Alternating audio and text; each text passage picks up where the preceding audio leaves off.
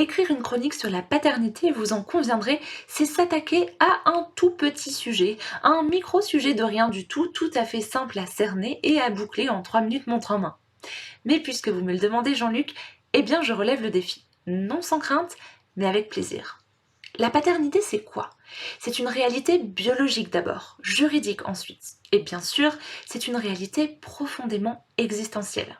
Alors qui dit question existentielle dit question passionnante, ou en tout cas qui me passionne moi.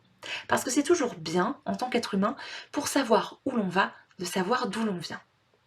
La paternité, c'est ce qui nous donne notre identité, pour le meilleur et pour le pire, et quelles que soient les émotions, l'affect ou le ressentiment que le terme père peut déclencher chez vous qui m'écoutez. Pour commencer, c'est celui qui nous donne notre nom. Dans le droit français, pour la grande majorité des cas, l'enfant qui naîtra prendra le nom de famille du père. Ailleurs dans le monde, c'est parfois le prénom du père qui deviendra le nom de famille de l'enfant. C'est ce que m'ont expliqué une amie égyptienne et un ami indien. Ah, je me souviens aussi de mes cours de russe. J'y avais appris qu'en plus du prénom et du nom de famille, on rajoute sur les documents officiels le patronyme, c'est-à-dire le prénom du père auquel on rajoute Ovitch ou Evitch pour les hommes, Ovna ou Evna pour les femmes. Ça veut dire que si j'étais née russe, je m'appellerais Léa Gilievna, et c'est plutôt mignon, mais là n'est pas la question.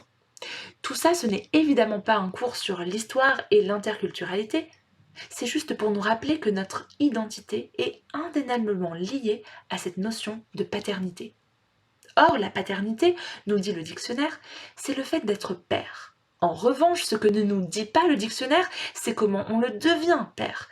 Comment la paternité se vit le mieux possible, d'un côté comme de l'autre de la filiation, au-delà du biologique et du juridique, mais bien dans l'existentiel. Comme le disait Stromae, tout le monde sait comment on fait des bébés, mais personne ne sait comment on fait des papas. Et pourtant, c'est diablement plus intéressant parce que ça nous touche tous directement. Alors de fait, il y a bien un demi-milliard de raisons qui pourraient rendre sensible cette question du père, de la paternité et de la filiation. Mais je voudrais surtout vous laisser avec une note d'espérance. Dans la Bible, qui pour les chrétiens est le lieu où se révèle Dieu, Dieu lui-même se pose comme père. Un père que nous pouvons connaître dans l'intimité de la relation. Une relation saine, belle, riche, car basée sur un Dieu parfait.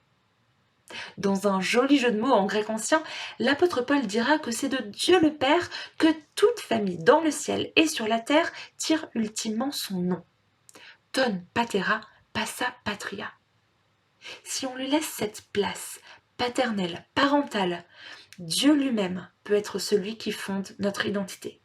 Par-dessus toute tradition humaine, il est celui qui se propose de nous donner son nom de famille. Ton patera, passa patria. Parce que c'est toujours bien, pour savoir où l'on va, de savoir d'où l'on vient. Et si l'on vient de Dieu, alors où l'on va prend un tout autre sens. Et si on suivait cette direction?